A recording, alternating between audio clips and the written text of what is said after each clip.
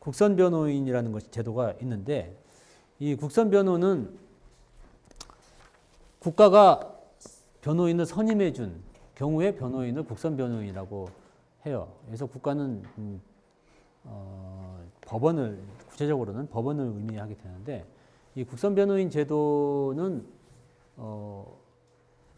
왜 필요하냐 하면은 만약에 모든 사건에서 사선 변호인 선임이 가능하다면 뭐 굳이 국선 변호인이 없어도 큰 문제는 없을 거예요. 그런데 모든 사람이 변호인을 선임할 수 있는 경제적 여유가 있는 것도 아니고 또 모든 사람이 다 변호인을 선임할 수 있는 상황이 있는 것도 아니에요. 아니어서 그런 경우에 뭐 각자 자기가 책임을 지고 변호인을 선임하든지 말든지 그거는 뭐 자기 책임이다라고 해서 놔두면 결국 형사 재판을 공정하게 하고 또 이렇게 적법하고 또 적정한 절차를 통해서 형벌권을 실현하려고 하는 우리 국가의 커다란 형사사법 절차에 대한 그림이 일그러지는 것이 되죠.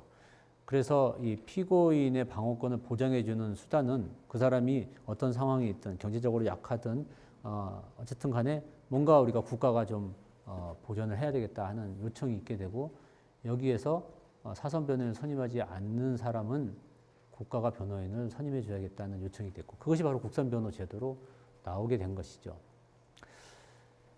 그런데 이런 요청을 생각하면 그럼 모든 사건에서 국선 변호인을 선임해 주면 좋겠다. 사선 변호인이 있거나 없거나 국선 변호인을 선임해 주거나 또는 최소한 사선 변호인이 없는 사람은 모두 다 국가가 변호인을 선임해 준다. 라고 하는 요청이 있을 수가 있겠어요? 근데 만약에 그렇다면은 어떤 문제가 있을 수 있을까요? 모든 사건에 대해서 다 국선 변호를 선임해 준다고 하면 어떤 일이 있을 수 있을까요? 어떤 문제가 있을 수 있을까요? 생각나면 말씀해 주세요. 변호인에 대해서는 거의 전문가인 것 같아요. 일단 가장 큰 문제가 네. 변호인을 선임하는데 수임료를 줘야 되는데 비용의 문제가 생길 것 같습니다. 그렇죠. 비용의 문제가 생길 수가 있다는 게 큰 문제예요. 그러니까 국선 변호인도 그 사람들의 시간을 들여서 이렇게 어떤 직업을 가지고 있는 사람인데 시간을 들여서 일을 해야 되기 때문에 그 시간에 대한 대가를 줘야 되고 그래서 비용이 들어야 되고 이 비용은 결국에는 국민의 세금으로 내는 비용이 되는 거니까 그럼 우리가 국민의 세금을 격출해서라도 뭐 좀 이렇게 과정에서 얘기하면은 범죄를 저지르지 않고 착하게 사는 또 세금 낸 사람 중에는 피해자도 있을 수 있는데 그런 사람들의 돈으로 변호인을 선임을 해서 범죄를 저지른 나쁜 사람을 변호해 주는 것이 과연 옳으냐 이런 이제 문제가 있을 수 있겠죠. 국선 변호가 그래서 없어야 된다 이렇게까지는 얘기할 수 없어요. 아무리 우리가 지금까지 본 것처럼 아무리 극악한 피고인이라도 그 사람이 절차적인 기본권을 보장해 주는 것이 우리 헌법적인 요청이고 그것이 또 합리적인 국가라고 우리가 이제 만들고 있기 때문에 그러한 제도를 가지고 있기 때문에 그런 사람도 국선 변호 선임해 줘야 되는데 바로 이러한 요청은 모든 사건에 대해서 국선 변호를 선임해 주기는 어렵다라는 것에 이르게 되는 것이죠. 그래서 우리가 일정한 사건의 경우에 한해서 국선 변호를 선임할 수 있도록 이렇게 제한을 하고 있는데 그 규정이 우리 법 33조에 규정하고 있는 것이에요. 33조 내용을 한번 보도록 하겠습니다.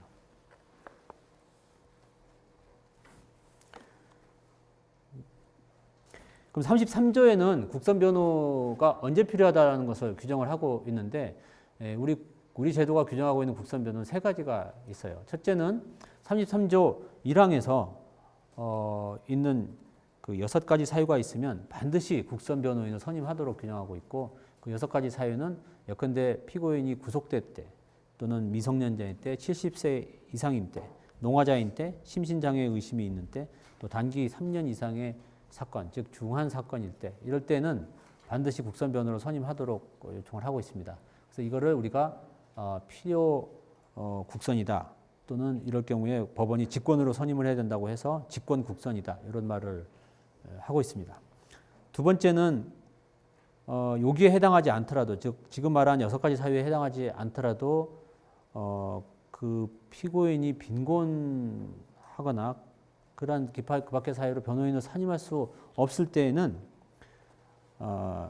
피고인이 내가 변호인을 선임하고 싶은데 집에 돈이 없습니다. 그러니까 국가가 좀 선임해 주십시오. 요청을 할 수 있고 이때 법원이 그것을 보고 필요할 경우에 변호인을 선임할 수 있도록 하는 것. 청구가 있을 때 변호인을 선임할 수 빈곤 기타 사유로 이제 변호인 선임할 수 없을 때 피고인이 청구가 하면은 변호인을 선임하도록 되어 있는데 법문에는 선임하여야 한다 이렇게 되어 있지만 빈곤이라는 사유를 보고 이렇게 기각하는 경우도 있기 때문에 반드시 선임되는 것은 아니고요.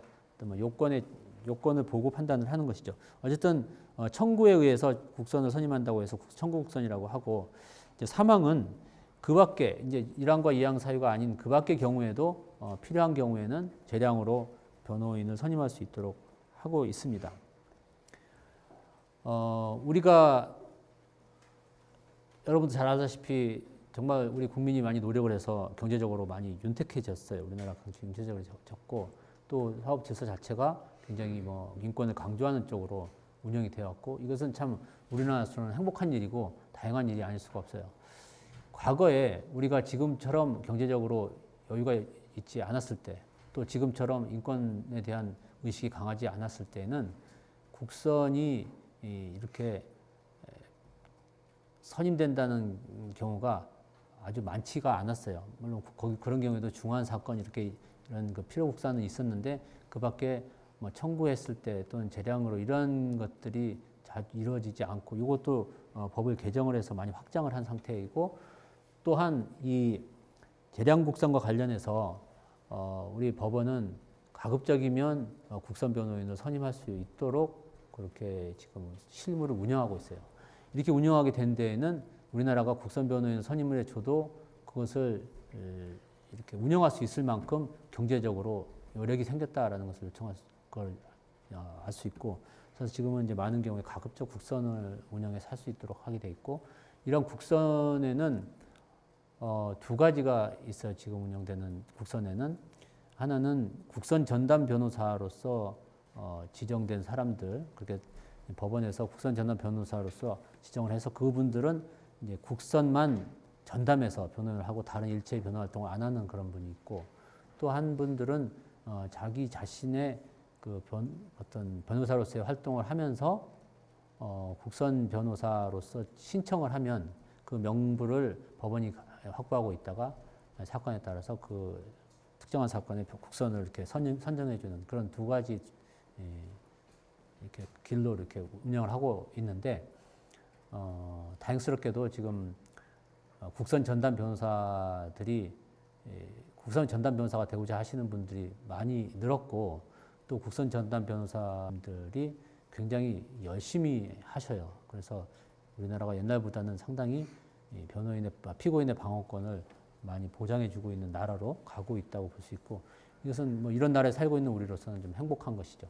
그러나 아직도 완벽하다고는 할 수 없고, 보다 합리적인 국선 또는 보다 그 인권을 보장해 줄 수 있는 그런 제도, 이런 제도는 여러분들이 앞으로의 미래를 담당할 여러분들이 계속 머리를 맞대고 만들어야 될 것으로 생각이 됩니다. 한편 이 어떠한 사건의 경우에는 국선이든 사선이든 반드시 변호사가 있어야만 재판을 할 수 있도록 하는 그런 경우가 있어요. 그런 경우가 있는데 그것을 이제 필요적 국선이라고 합니다. 필요적 변호라고 합니다. 이것은 이제 앞에 우리가 본 것은 국선, 사선 변호사가 없을 때 국선인을 반드시 선임해 줘야 되는 그런 경우고, 이 뒤에 거는 지금 말씀드리려고 하는 것은 변호사가 없으면 개정을 할 수 없는, 즉 재판을 진행할 수 없는 그런 경우이죠. 그래서 지금 즉 33지에서 본 6가지 사유가 있는 그런 사건들, 그러니까 좀 피고인이 열악하거나 꼭 범죄가 중대해서 꼭 그 도움이 필요한 이런 사건들의 경우에는 그 사람이 국선이 됐던 사선이 됐던 변호사가 있는데 변호사가 없으면 변호사 선임돼 있지만 변호사가 법정에 안 나온 경우가 있을 수 있어요. 뭐 예컨대 나오고 싶었는데 오다가 갑자기 뭐 교통사고가 나서 변호사가 못 왔을 수도 있고, 또 다른 사정 때문에 못 왔을 수가 있다. 이럴 때 그럼 변호사가 안 나왔으니까 그냥 변호사 안 오는데 책임을 돌리고 재판을 진행한다, 이렇게 할 수도 있지만 우리 제도는 그렇게 하지 못하도록 되어 있어서 반드시 변호인이 있어야 하고, 만약에 변호인이 없다, 그런데 재판은 꼭 지금 진행해야 되겠다라고 하면은 직권으로 국선을 선임을 합니다. 직권으로 국선을 선임해서 그 사람이 변호인으로서 활동을 하는 상태에서 재판을 할 수 있도록 재판을 하야하도록 되어 있고 만약에 필요정 변호 사건인데 변호인 없이 재판을 했다 그러면 그 재판이 위법하게 되는 것이죠. 그 밖에 우리 그 화면에서 보는 바와 같이 변호사가 꼭 필요한 경우가 있는데 공판 준비기일이라는 것이 있어요. 그 공판 준비기일에는 반드시 변호사가 있어야 되는데 이것은 뭐를 말하냐면 공판에서 정식으로 재판을 하는 경우 그럴 때의 그럴 때도 있지만 공판을 하기 위해서 공판정에서 어떠한 것을 한다라고 미리 준비하는 그러한 기일이 있는데 이 기일은 상당히 그 법적으로 좀 숙련된 사람이 해야 될 필요가 있기 때문에 변호사가 없으면 할 수 없도록 되어 있고 공판기일과의 차이는 공판기일에서는 우리가 아까 본 그런 일정한 사건들 외에는 즉 뭐 간단한 사건인데 피고인이 가난하지도 않고 특별히 변호인이 없어도 뭐 피고인이 잘 할 수 있는 이런 사건에서는 변호인 없이도 재판을 할 수 있지만 공판기일은 사건의 내용을 묻지 않고 공판준비기일은 모두 변호사가 있어야만 할 수 있도록 되어 있습니다. 그 밖에 재심을 하는데 그 재심의 당사자가 사망자이거나 장애자인 경우 또 영장을 심문하는 경우 적부심사를 하는 경우 이러한 경우는 반드시 변호인이 있어야만 하도록 되어 있고 또 특별법상 요청되는 필요적 변호 사건들이 국민참여재판, 특정 범죄 신고자에 관한 사건, 그다음에 그 치료 감호 청구 사건, 군사법원 이런 사건들이 국선이 꼭 있도록 하게 되어 있어요. 그래서 일반적인 사건을 다루는 절차인데 반드시 국선이 필요한 것이 그러니까 변호사가 꼭 필요한 것이 뭐냐면 지금 본 것처럼 공판 준비기일, 그다음에 군사법원 이런 것들은 거기서는 군사법원에서는 뭐 사건을 여러 가지 다투는데 그런 경우는 우리 현재의 그 공판 형사소송법이 말하는 공판보다 더 강화해서 변호인의 조력을 받을 권리를 보장해주고 있는 거라고 볼 수가 있겠습니다. 한편 이제 국선을 선정을 하는 것이 어떠한 성질을 가지고 있는가에 대해서는 이제 학설들이 나눠지고 있는데 일단 국선 변호인 선임 결정도 재판 결정이라고 하는 법원의 재판이라고 볼 수가 있고 따라서 법원이 재판으로 국선 변호인 선정해 줬기 때문에 피고인이 뭐 선정을 취소해 달라는 요청을 할 수 없다고 해석되고 있습니다. 그러면 국선 변호인을 법원이 선정을 했는데 피고인이 정말 마음에 안 들어요. 저 사람은 실력이 없는 변호사로서 유명한 사람인데 법원이 그 사람을 국선 변호인을 선임했을 때 피고인의 입장에서는 어떻게 방법이 없을까?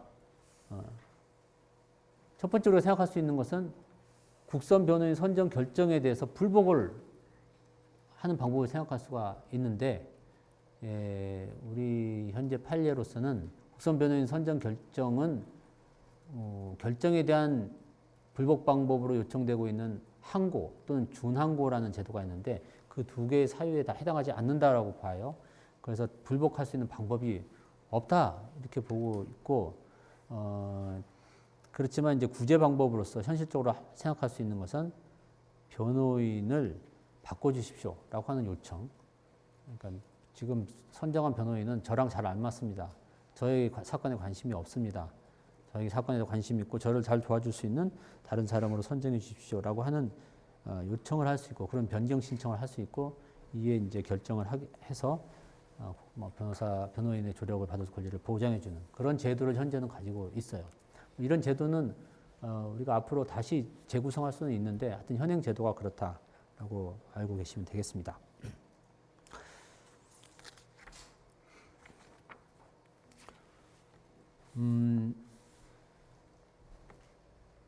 이제 변호인이 이렇게 우리가 본 것처럼 국선과 사선 두 가지 변호인이 있는데 이렇게 해서 변호인이 선임되었을 때 변호인은 어떤 권리가 있는가를 같이 보도록 하겠어요. 변호인은 변호를 하기 위해서 여러 가지 소송상의 권리를 가지고 있는데 이것을 크게 두 가지로 나눌 수가 있어요. 하나는 변호인이기 때문에 변호인으로서 고유한 권리로서 가지고 있는 그런 권리들이 있고, 또 하나는 원래는 피고인 또는 피의자의 권리이지만 변호인이 그것에 대한 피의자 피고인의 대리인으로서 대리권으로서 가지고 있는 권리, 이 두 가지로 나눌 수가 있습니다. 그래서 고유권에서는 여기 보는 것처럼 열람 등사권, 또 절차 참여권 등등이 있는데, 예를 들면 이런 거죠. 변호인이 변호 활동을 하기 위해서는 그 사건이 어떤 내용이 있는지, 그 수사 기록은 어떤 것이 있고 재판 증거 기록은 어떤 것이 있는지를 변호인이 좀 봐야지 그러한 변호 활동을 할 수 있을 거 아니겠어요? 그래서 그러한 기록을 열람하고, 즉 보고, 또 필요한 경우에 복사를 해갈 수 있는 권리, 등사권, 이런 것들이 변호인이기 때문에 반드시 필요한 것이죠. 그런데 사건 기록을 보고 또 등사할 수 있는 권한은 변호인만 있는 것이 아니고 피고인에게도 있어요. 피고인은 자기 사건이니까 있어서 이러한 열람 등사권은 변호인과 피고인이 모두 가지고 있는 권한이라고 볼 수 있는데, 여기서 변호인이 가지고 있는 열람 등사권은 피고인이 가지고 있는 열람 등사권을 대리하는 게 아니라 자기가 변호인으로서 가지고 있는 고유한 권리다, 이렇게 분석을 하고 있습니다. 한편 이와 유사한 것으로서 절차에 참여한 권리, 그 다음에 최종 의견 진술권, 이런 것들이 고유권으로서 유사한 권리가 될 수 있고, 한편 요거랑 구별되는 것이 변호인이 오직 변호인만 가지고 있는 권한이 있어요. 그것을 이제 독자적으로 가지고 있는 권한이라고 할 수 있는데, 그거에는 여기 기재되어 있는 것처럼 접견교통권, 또 피고인 신문권, 상고심 변론권 등이 있습니다. 피고인을 접견하고 교통하는 것은 피고인이 자기를 접견 교통하는 게 아니라 변호인의 권리죠. 변호인만 갖고 있는 권위니까 그래서 혼자 갖고 있는 권리라고 하는 것이고, 피고인 신문권도 역시 피고인이 자기를 물어보는 게 아니라 변호사가 피고인을 물어볼 권리. 또 상고심 변론권은 상고심에서는 오직 변호사만 변론을 할 수 있도록 되어 있어요. 그래서 변호사 강제주의를 우리가 취하고 있는데, 그래서 본인 사건도 당사자는 상고심에서는 변론할 수 없도록, 상고심은 법률심이기 때문에 법률 전문가가 변론할 수 있도록 하는 그런 취지에서 만든 제도인데, 따라서 이것은 변호인만 혼자 가지고 있는 고유권이라고 할 수가 있습니다. 요 중복해서 가지고 있는 권리 중에 절차 참여권이라는 것이 있는데, 이 절차 참여권의 그 대표적인 것이 피의자 신문 때 참여하는 권리예요. 그래서 변호사가 피의자 신문에 참여할 수 있는 권리가 자기의 고유권으로서 가지고 있는 건데, 여기 근데 써있기를 어떻게 써있냐, 중복해서 가지고 있는 권리라고 써놨잖아요. 그러면 피고인도 참여권이 있다는 것인데 그게 무슨 말인지 혹시 여러분 이해가 되세요? 변호사가 피의자 신문에 참여할 권리가 있는 거, 이건 좋은데, 피고인도 피의자도 피의자도 참여할 권리가 있다. 이게 무슨, 피의자 신문에 참여할 권리가 있다, 이게 무슨 말이에요? 네, 말씀해 보세요. 피의자가 여럿인 경우에 다른 피의자의 신문에 참여할 수 있는 권리를, 다른 피의자의 신문에 참여할 권리가 있다라고 볼 수도 있는데, 우리 법에는 그러한 규정을 해놓은 법이 없어요. 안타깝게 그런 제도를 만들 수도 있어요. 만들 수는 있는데, 그러면 피의자라고 해서 뭐 옆집 사건까지 다 보고 이럴 수는 없으니까 그런 권리를 말하는 건 아닌 것 같고, 네, 말씀해 보세요. 네. 잘 모르겠는데 변호인이 절차에 참여할 수 있도록 청구할 수 있는 권리가 아닐까. 맞습니다. 여기서 말하는 것은 잘 하셨어요. 여기서 말하는 것은 변호인이 그러니까 변호인은 피의자가 수사기관으로부터 조사받은 절차에 참여한, 즉 피의자 신문에 참여할 수 있는 권리가 있고, 또 피고인은 또 그렇게 변호인이 참여해 달라고 요청할 권리가 있고, 이게 우리 형사소송법 243조에 의해서 규정하고 있는 것이죠. 그래서 즉 변호사가 참여에 그 신문에 참여할 수 있는 그런 상황을 만들 수 있도록 변호사 스스로도 요청할 수 있고 피고인도 요청할 수 있고 이런 권한들을 양쪽이 중복해서 갖고 있다라는 취지입니다.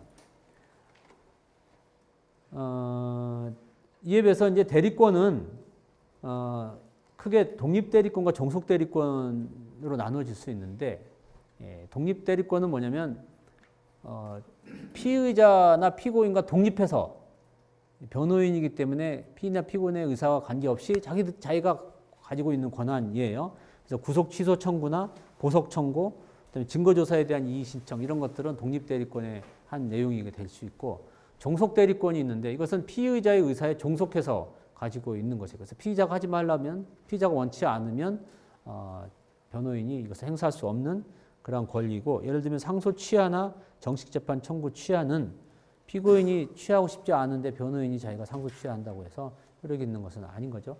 이걸 종속 대리권이라고 해요.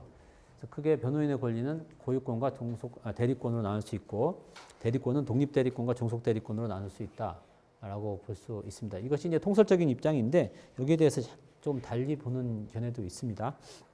한편 그 중에서 몇 가지만 여러분과 함께 얘기를 하고 싶어요. 접경교통권. 접경교통권은 헌법적인 권리인가? 라는 문제를 우리가 한번 생각을 해봐야 되는데 우리 헌법 12조 사항은 뭐라고 규정하고 있나요? 12조 사항은 변호인의 조력을 받을 권리를 규정하고 있는데 변호인의 조력을 받을 권리의 주체를 누구로 규정하고 있죠? 헌법에서? 네, 말씀해 보세요. 체포 또는 구속을 당한 자. 네, 하여튼 체포 또는 구속을 당한 자로 되어 있고 결국 이제 피의자나 피고인이 그 권한을 받을 그러한 권리 주체로 되어 있고 우리가 지난 시간에 본 것처럼 해석을 통해서 우리 헌법재판소는 불구속 피의자까지 이제 확장을 해서 인정하고 있죠. 그래서 피의자, 피고인이 변호사로부터 조력을 받을 권리를 헌법적인 권리로 가지고 있어요. 즉 조력을 받을 권리가 이제 변호사를 만날 권리, 접견하고 교통할 권리를 규정하고 있는데 반대로 변호사가 피의자, 피고인을 접견, 교통할 권리가 헌법적으로 보장되는가? 라는 것이 우리 이제 의문이 드는데 이 변호사가 피의자, 피고인을 만날 권리를 우리 법이 규정하고 있죠. 혹시 몇 조인지 아셔요, 여러분?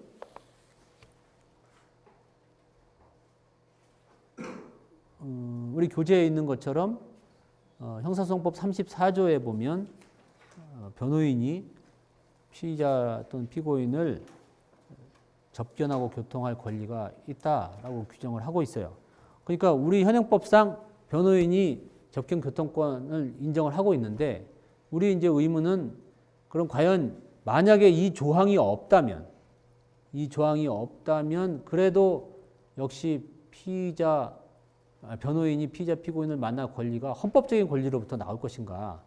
라는 게 우리의 이제 질문인데 여기에 대한 여러분의 의견을 한번 듣고 싶습니다. 이거 좀 의견을 말씀해 보시겠어요? 역시 변호인 전문가가 얘기해 볼까?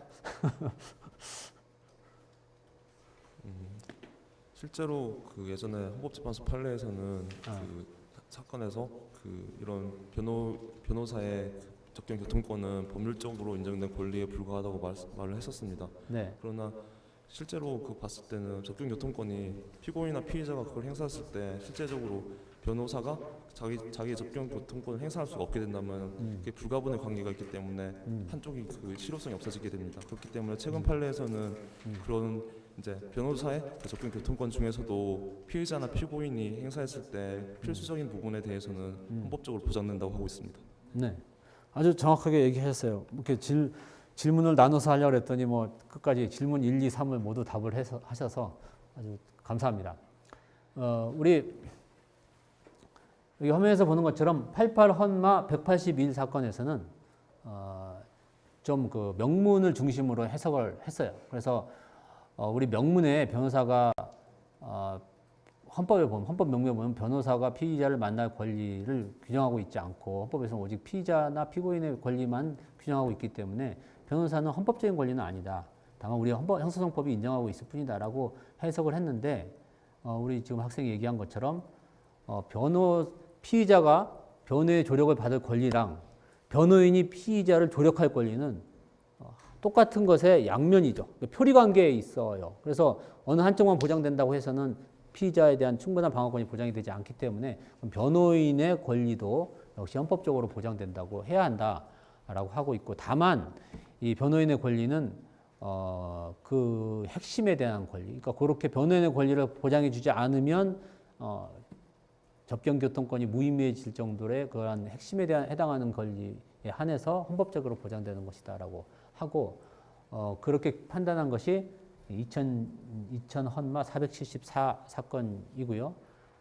이때 문제됐던 것은 적부심 사건이었죠. 적부심 사건에서 그 고소장과 피의자 신문 조서를 볼 권리, 이것은 핵심적인 권리다라고 해서 그것을 보도록 법이 없어도 인정을 해준 그런 케이스가 있습니다.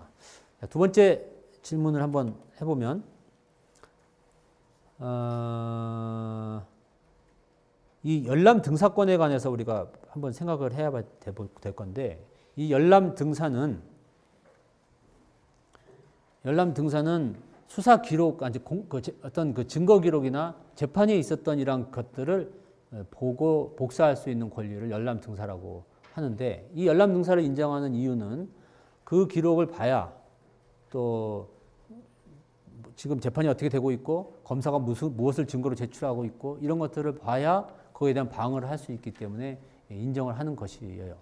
그래서 공판이 진행된 이후, 즉 재판이 된 이후에 그 재판 법원에 이렇게 제출된 증거들, 이런 것들을 보는 것은 정말 핵심적이고 당연히 필요한 것이죠. 그래서 이것을 우리가 규정하고 있는 것이 우리 현행법 266조의 3, 4 이런 데서 이것을 규정을 하고 있어요. 그래서 그것을 보장을 해주고 있는데, 그 다음 문제는 재판에서 있는 것 보는 것은 좋은데, 더 나아가서 수사 단계에서 이미 도대체 무슨 증거로 나를 수사하는지 그것을 알아야 미리미리 좀 준비를 할 수 있지 않겠나.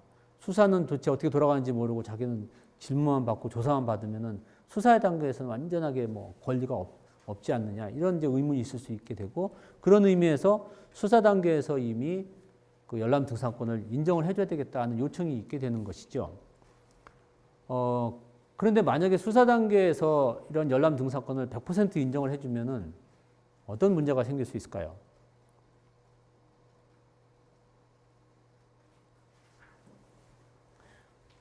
이렇게 생각하시면 대답을 해주시겠어요? 네, 말씀해 보세요.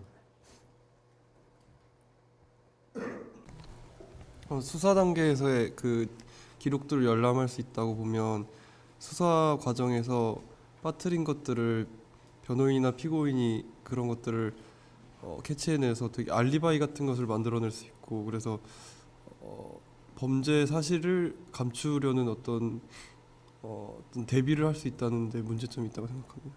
네, 범죄 사실을 감출 수 있는 대비를 할 수가 있죠. 아주 중요한 거예요. 여러분이 수사기관 입장에서 보면은 뭔가 이렇게 처음부터 확실하지 않기 때문에, 그리고 또 많은 범인의 경우에 자기의 범죄를 은폐하려고 하는데 그거를 다 이렇게 뭘 조사하고 있는지 이 계획을 다 알려주면 수사가 되지가 않겠죠. 미리 다 증거도 없앨 것이고 그럴 거예요. 그래서 증거를 일실시킬 수 있다.